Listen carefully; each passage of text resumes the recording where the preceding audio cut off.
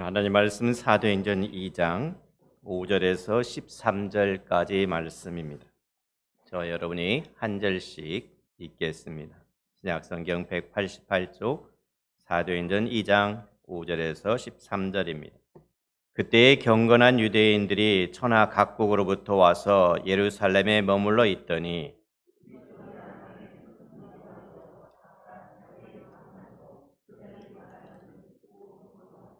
다 놀라 신기하게 여겨 이르되 보라, 이 말하는 사람들이 다 갈릴리 사람이 아니냐.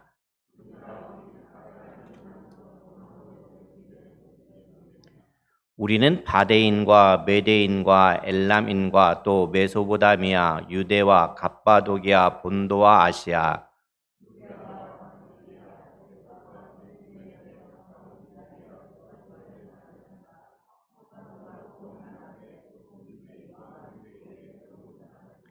그레데인과 아라비아인들이라. 우리가 다 우리의 각 언어로 하나님의 큰 일을 말함을 듣는도다 하고,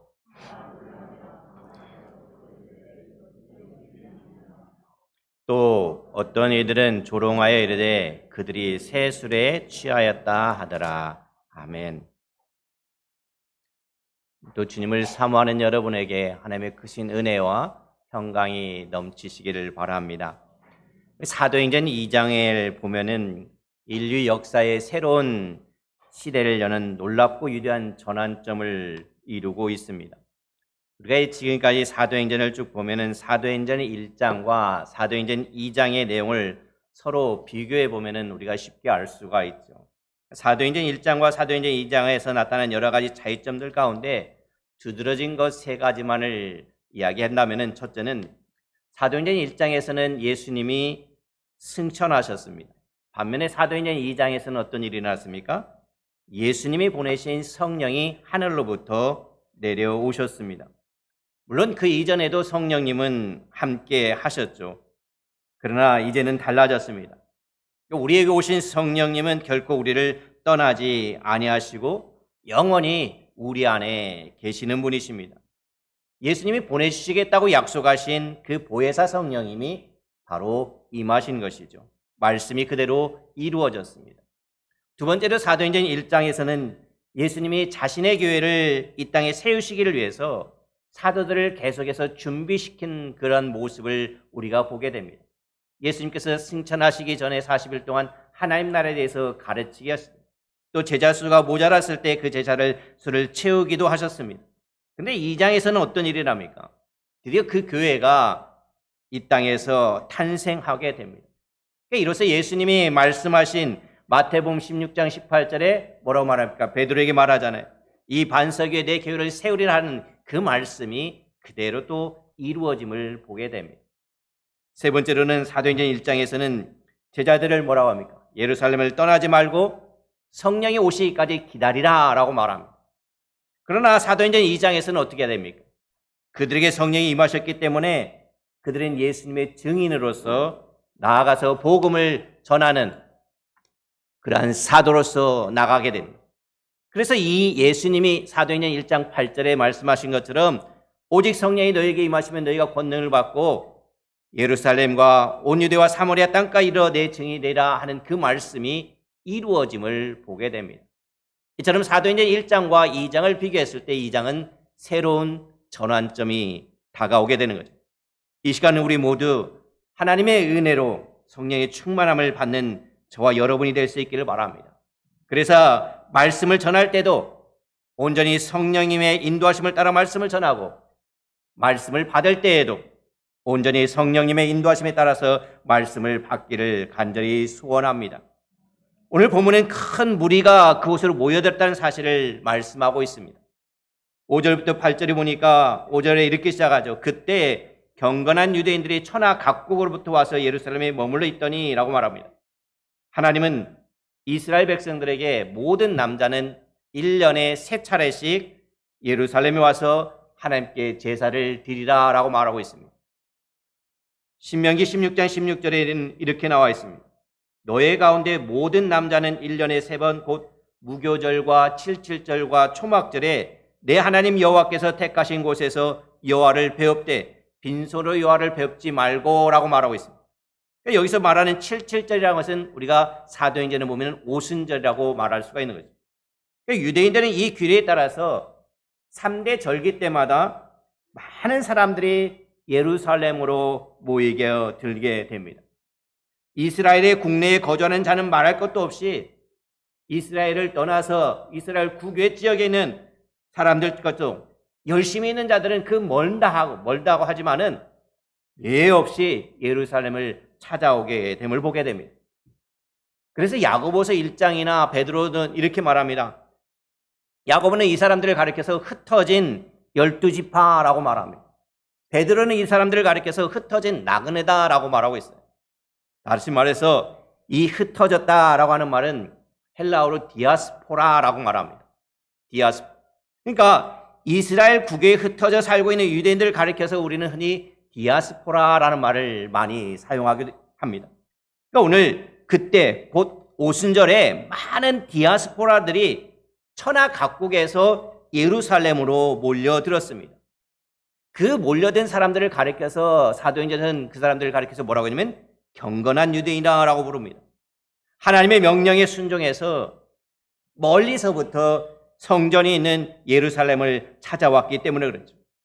그러면서 이 소리가 남에 큰 무리가 모였다라고 말하고 있습니다. 6절에 이 소리는 어떤 소리입니까? 성령님이 강림하실 때 들렸던 소리. 곧 2절에서 말씀하셨던 것처럼 하늘로부터 급하고 강한 바람 소리, 그 온 집안에 가득한 소리가 분명하게 임했음을 보여주고 있습니다. 그때 거기에 모인 수가 120명이었습니다. 예루살렘의 다락방, 마가의 다락방, 이곳은 어떻게 보면 예루살렘이라고 하는 성전에서 아주 가까운 곳에 위치해 있었음을 보게 됩니다.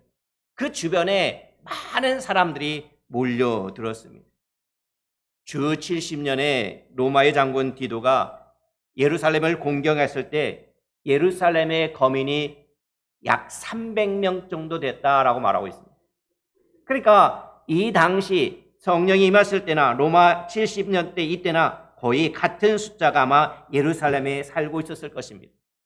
더군다나 오순절은 이스라엘 백성들이 성전에 모여드는 시기입니다. 그러니 그 시기에 오순절을 맞이해서 많은 디아스포라 유대인들이 예루살렘으로 모여들었으니 그 당시 예루살렘에 얼마나 많은 사람들이 있었겠습니까? 많은 사람들이 성령의 강림 소리를 듣고서 이게 무슨 일인가 그곳으로 몰려들기 시작했습니다. 그들이 딱 와서 보니까 어떻습니까? 예루살렘의 다락방에서 놀라운 일이 벌어졌다는 것입니다. 6절 하반절부터 8절에 이렇게 말하잖아요. 각각 자기의 방언으로 제자들이 말하는 것을 듣고 소동하여 다 놀라 신기하게 여겨 이르되 보라 이 말하는 사람들이 다 갈릴리 사람이 아니냐 우리 각 사람이 난 곳 방언으로 듣게 되는 것이 어찌 됨이냐. 그러니까 오늘 본문을 기록한 누가는 이곳으로 모여든 디아스포라들이 놀라는 모습을 세 가지 동사로 설명을 해주고 있어요. 첫 번째는 어떤 거냐입니까? 소동했다라고 말합니다. 그리고 그들은 다 놀랬다라고 말합니다. 그러면서 그들은 신기하게 여겼다라고 말하고 있습니다.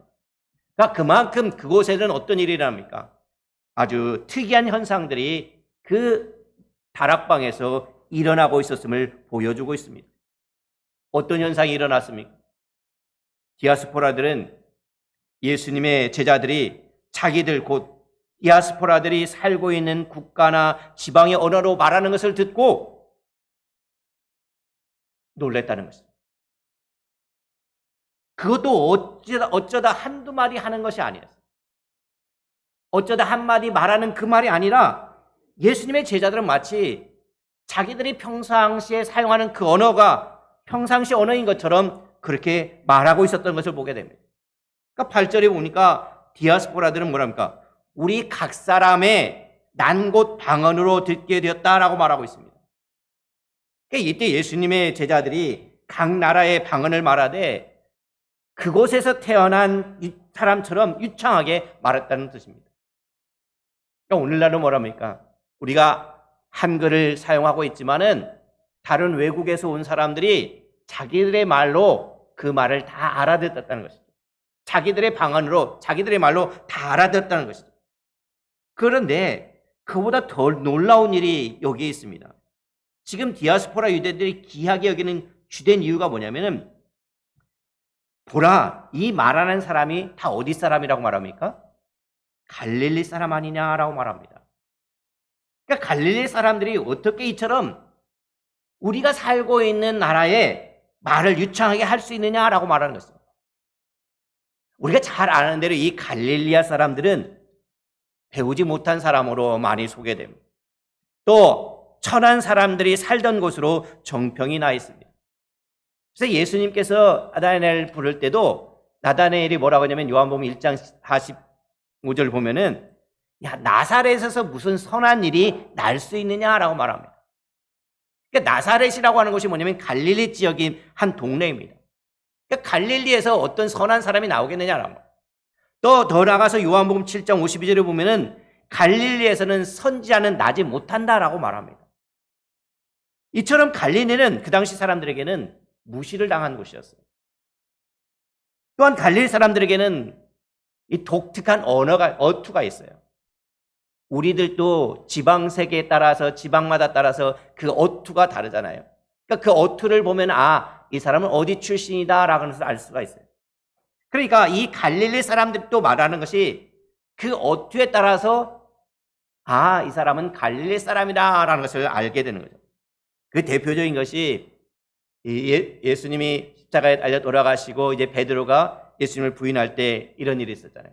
그러니까 제자들이 이제 다 떠나고 이제 섰던 사람들이 베드로에게 말합니다. 야, 너도 진실로 그 도당이구나. 네 말투를 보니까, 네 말소리를 보니까, 아, 네가 갈릴리 사람이라는 것을 분명하게 보여주는구나라고 이야기하는 장면이 있음을 보게 됩니다.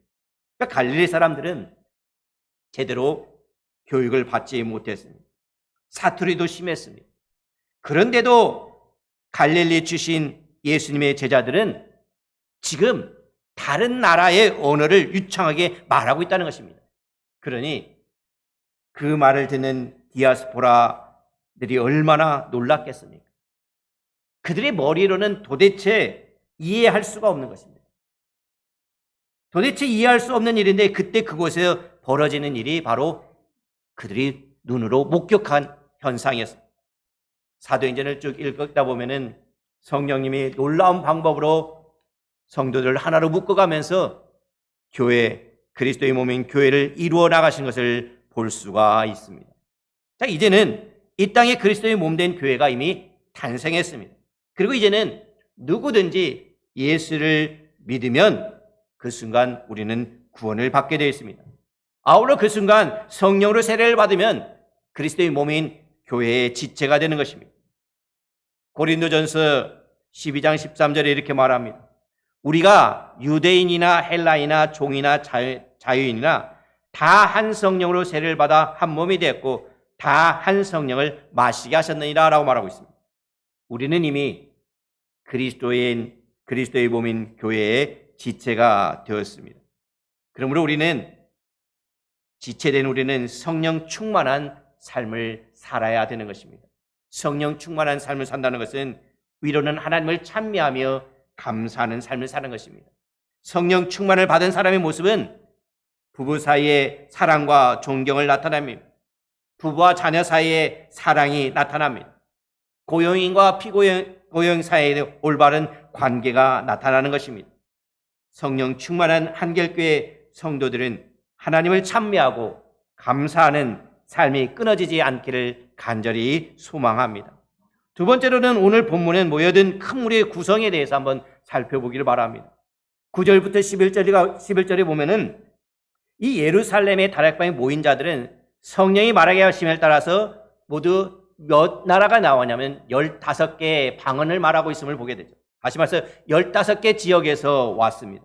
물론 그곳에 모인 사람들이 다 똑같이 15개의 방언을 다 말했다는 뜻은 아닐 것입니다. 어떤 사람은 이 방언으로, 어떤 사람은 저 방언으로 각기 다른 방언으로 말했을 것입니다. 다시 한번 본문 9절부터 11절까지 한번 보겠습니다. 우리는 바데인과 메데인과 엘람인과 또 메소포타미아, 유대와 갑바도기아, 본도와 아시아, 부르기아와 밤빌리아, 애굽과 및 구레네아 가까운 리비아 여러 지방에 사는 사람들과 노마로부터 온 나그네 곧 유대인과 유대교와 유대교에 들어온 사람들과 그레데인과 아라비아인이라. 여기 보면은 지역들이 이렇게 나오는데 네 개로 구별할 수가 있습니다. 첫 번째는 바데인과 메데인과 엘람인과 또 메소보다미아라고 하는 거죠. 이곳은 지금의 도시로, 지금의 지역으로 지도를 보면은 유프라테스 강, 티그리스 강 주변에 있는 사람들. 다시 말해서 아수르, 또 페르시아, 바벨론, 포로로 붙잡혀 갔던 사람들이 거기에서 돌아오지 못하고 머물러 있던 사람들이죠. 이 사람들은 대체로 아람어를 사용했어요. 이스라엘 백성들은 바벨론 포로에 끌려갔고 이스라엘 땅으로 돌아왔는데 이들처럼 돌아오지 못한 사람들이 그곳에서 정착해서 사는 사람들이었습니다. 그 사람들이 지금 예루살렘 성전에 예배하러 왔다는 거예요. 두 번째로 보면은 누가 나오냐면 유대와 갑바도기아, 그렇죠? 유대와 갑바도기아.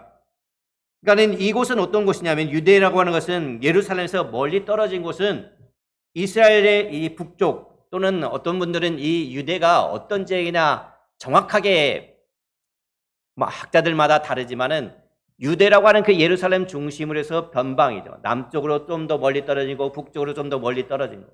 대체로 보면은 이제 북쪽 지역을 많이 가리키기도 하죠. 수리아 지역을 가리키기도 하죠. 그러니까 이 지역에 있는 사람들을 말하죠. 이곳을 포함해서 갑바도기아, 그쪽 수리아 위쪽에, 여러분 나중에 지도를 한번 찾아보시기를 바랍니다. 수리아 위쪽에 갑바도기아, 본도, 아시아, 부르기아, 밤빌리아, 이 지역을 가리켜서 소아시아 지역이라고 하죠. 그러니까 위쪽, 북쪽, 예루살렘 북쪽 지역을 가리키는 곳이 되죠.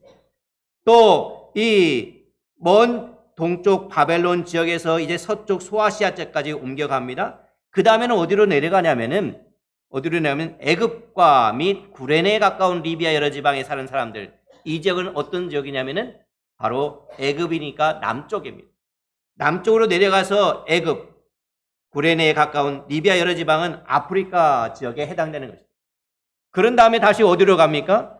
오늘 본문에는 로마까지 이르게 됨을 보게 됩니다. 그러니까 로마가 두드러지게 표현되죠. 그 당시 로마는 세계의 수도였습니다. 아울러 복음이 전해져야 할 땅끝이라고 간주되었던 곳입니다.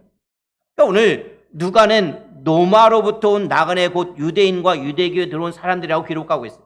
여기서 말하는 유대교에 들어온 사람들은 유대인들은 아니지만 할례를 받고 율법의 의식들을 지키기로 하고 유대교로 개종한 이방인들을 가리키는 거죠. 그 당시에 이 유대인들이 모이는 곳을 뭐라고 합니까? 회당이었어요. 그러니까 로마에 적어도 7개의 회당이 있었다라는 기록이 있음을 보게 됩니다. 그러니 유대교로 들어온 사람들이 있죠. 아무튼 이들 중에서는 이제 예수 그리스도를 믿게 된 사람들이 뒤에 로마 교회를 설립하게 되는 모습을 보게 되는 거죠. 마지막으로 또 누가 나오냐면 이제 그레데인, 아라비아인들이 언급되고 있습니다. 이들은 섬 지역이죠. 대륙에 살고 있는 유대인들뿐만 아니라 섬에 살고 있는 그레데인도 있었다는 거죠. 그리고 사막 지방인 아랍에 살고 있는 사람들도 포함됐다. 다시 말해서 15개만 남아있지만은 그 당시에는 전 세계 사람들이 그곳에 모였다는 것을 가르쳐 주고 있습니다. 지난주에도 얘기했듯이 바벨탑 사건은 흩어지는 역사였지만은 오순절 사건은 뭡니까? 모이는 사건이었습니다. 하나가 되는 사건이었습니다. 그러면 이들에게 어떤 일이 일어납니까? 11절 하반절에 보니까 우리가 다 우리의 각 언어로 하나님의 큰 일을 말함을 듣는도다라고 말하고 있습니다. 그곳에 모이는 큰 무리의 사람들은 어떻습니까? 예수님의 제자들이 방언으로 말하는 것을 들으면서 이것이 하나님의 일인가 아니면 사탄의 일인가 택해야 됐습니다. 분명 기적이면은 틀림없습니다. 그렇다면 이 기적이 사단이 역사로 일어나는 것인지 그렇지 않으면 하나님의 역사로 일어나는 것이 두 가지 가운데 선택을 해야 됐어요. 그런데 보니까 예수님의 제자들은 하나같이 뭐라고 말합니까? 하나님의 큰 일을 각 나라의 방언으로 말하고 있다라고 말하고 있어요. 따라서 이는 분명 사단의 역사가 아닌 것을 가르쳐주고 있죠. 자연히 그곳에 모인 무리들은 지금 하나님이 예수님의 제자들 가운데 역사하시고 계시다는 결론을 내릴 수밖에 없습니다. 우리는 여기서 놀라운 성령님의 섭리를 발견할 수가 있습니다. 성령님은 먼저 방언이라는 기적을 통해서 그곳에 모인 디아스포라들의 마음을 여셨습니다. 강팍하게 모인 사람들의 마음을 여셨습니다. 그리고 난 후 성령에 의해서 베드로를 통해서 복음을 전하게 하셨습니다. 디아스포라들은 예수님의 제자들 사이에서 예수님의 제자이지만 이것은 분명히 하나님의 역사심이 있구나, 하나님의 역사심을 인정할 수밖에 없었을 것입니다. 그리고 드디어 베드로는 일어나서 소리 높여 복음을 전하기 시작합니다. 베드로는 예수 그리스도의 증인으로서 담대하게 복음을 전합니다. 예수님은 하나님이 증거하셨고, 하나님에 의해서 내어준 바 되셨고, 하나님에 의해서 다시 살리셨음을 받았음을 베드로는 선포하고 있습니다. 그리고 난 후 결론적으로 이렇게 말합니다. 사도행전 2장 36절에 그런즉 이스라엘 온 집은 확실히 알지니 너희가 십자가에 못 박은 이 예수를 하나님이 주와 그리스도가 되게 하셨느니라 하니라. 이처럼 예루살렘 다락방에서 120명의 성도들이 성령으로 충만해서 각기 다른 방언으로 말한 것은 성령님의 놀라우신 섭리라는 사실을 우리는 알 수가 있습니다. 성령님은 먼저 방언으로 그곳에 모인 디아스포라 마음을 여셨습니다. 그리고 나서 성령님은 베드로를 들어서 복음을 전파하게 하신 것입니다. 우리도 성령에 충만해서 우리 이웃에게 복음을 전할 때는 성령님의 말하게 하심을 따라서 전하는 우리가 될 수 있기를 바랍니다. 그리고 우리가 말씀을 읽거나 들을 때는 성령님의 인도하심에 따라서 마음문에 활짝 열고 아멘으로 받으시기를 바랍니다. 그래야 할 때 성령님은 우리를 통해서 놀랍게 역사하실 것입니다. 세 번째로는 오늘 본문에 이들의 반응이 서로 다르다는 것을 가르쳐주고 있습니다. 똑같은 현상을 보았지만은 반응이 다릅니다. 우리가 복음을 전할 때 마음의 문을 열고서 복음을 잘 받아내는 사람들이 있습니다. 이 사람들은 정말 복된 사람들이죠. 그러나 안타깝게도 마음의 문을 닫아놓고 아예 들으려고 하지도 않는 사람들이 있음을 보게 됩니다. 참으로 불행한 사람들이죠. 오늘 본문에도 똑같은 현상이 일어나고 있음을 보게 되죠. 12절에 보니까 뭐라고 말합니까? 다 놀라며 당황하여 서로 이르되 이 일이 어찌 된 일이냐며 라고 말하고 있습니다. 그러니까 그곳에 모인 디아스포라들은 다 놀랐다는 거예요. 그들은 자기들의 눈으로 보고 귀로 듣는 사실에 대해서는 결코 의심할 수가 없었을 것입니다. 단지 자기들의 이성으로는 도대체 어떻게 그런 일이 일어날 수 있는지 이해가 되지 않았을 것입니다. 그래서 이들은 이 일이 어쩐 일이냐, 일이 어쩐 일이냐 하면서 모두가 의혹스러운 마음을 가졌습니다. 근데 그들 가운데서는 긍정적인 호기심을 가지고 베드로가 전한 그 복음에 귀를 기울인 사람들의 결과는 어떻게 되었겠습니까? 마음의 문을 열고 베드로가 전한 복음을 받아들임으로 말미암아 그들은 구원에 받는 역사가 일어나게 되었습니다. 근데 반면에 오늘 마지막 절 13절에 보세요. 또 어떤 이들은 조롱하여 이르되 그들이 세술에 취하였다 하도다라고 말합니다. 그들 가운데는 성령님의 그 거룩하신 역사를 술 취한 사람들의 소행으로 간주해버렸다는 것입니다. 성령의 역사를 회방하고 있는 것입니다. 성령께서 하신 것을 폄하하고 있습니다. 성령님 역사에 대한 회방은 오늘 본문으로 끝나지 않습니다. 그것은 어디까지나 시작에 불과했습니다. 그 행위는 점차 더 심해짐을 사도행전을 통해서 볼 수가 있습니다. 그들은 그냥 조롱했지만은 사도행전 4장 7절에 보면 사도들을 가운데 세우고 너희가 무슨 권세야 누구의 이름으로 일을 하느냐라고 말합니다. 그러니까 사도들의 권세를 인정하지 않습니다. 좀 더 나아가 사도행전 4장 17절에 보면은 이것이 민간에 덮어지지 못하게 그들을 위협하여 그 외에는 이 이름을 아무에게도 말하지 못하게 하자. 그들은 사도들을 위협합니다. 더 나아가서 사도행전 5장 18절에 보면 사도들을 잡아다가 옥에 가두었더니 사도들을 옥에 가두기까지 합니다. 더 나가서 5장 40절에 보니까 그들이 옳게 여겨 사도들 불러들여 채찍질하면서 예수님의 이름을 말하는 것을 금했다라고 말하고 있습니다. 사도들을 채찍질하더니 급기야 나중에는 어떻게 합니까? 6장에 가면은 스데반을 돌로 쳐 죽이기까지 합니다. 오늘 본문을 통해서 우리가 알 수 있는 사실이 있습니다. 여기 있는 우리 모두는 예수 그리스도의 증인들입니다. 우리가 예수 그리스도의 충성스러운 증인이 되기 위해서는 어떻게 해야 되겠습니까? 우리는 성령의 충만함을 받아서 성령의 인도하는 대로 입을 열어 복음을 힘써 전할 수 있기를 바랍니다. 물론 때에 따라서는 듣는 이가 마음문을 열지 않는 경우도 있을 것입니다.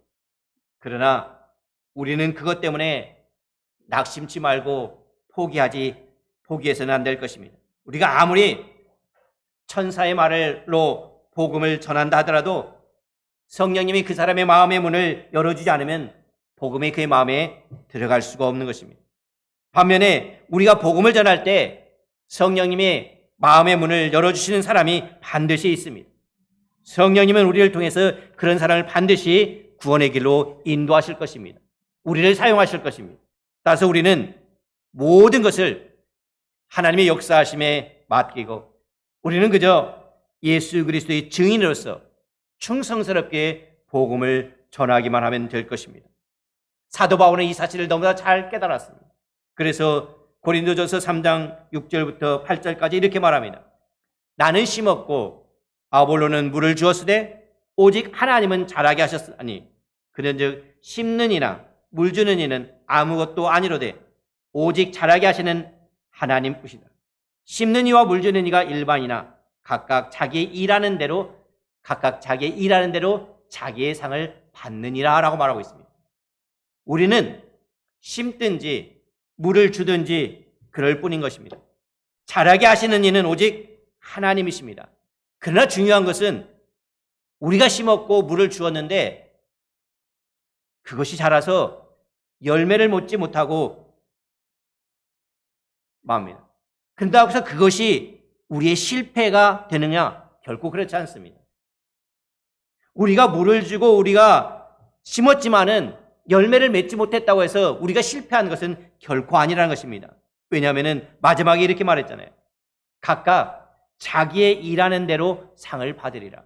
내가 일한 대로, 내가 물을 주었으면, 내가 심은 것 심었으면 그 심은 대로, 물 준 대로 상을 받게 되어 있다라고 말하고 있습니다. 하나님이 잊지 않으십니다. 우리가 심은 대로, 물을 준 대로 우리에게 상을 주실 것입니다. 예수님은 죽도록 충성하는 자에게 생명의 면류관을 주시겠다 약속하셨습니다.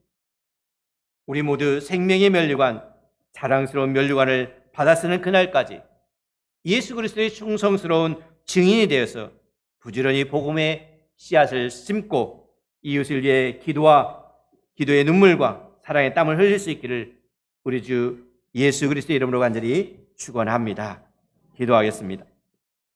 하나님, 이 땅에 살면서 우리는 하나님께서 역사하심을 보고 경험합니다. 그러나 똑같은 현상을 보고 경험한다 할지라도 이 일이 어찌미냐라고 하면서 하나님께 나가는 사람이 있는가 하면 이 일이 어떻게 일어날 수 있냐 하면서 거부하는 사람도 있음을 보게 됩니다.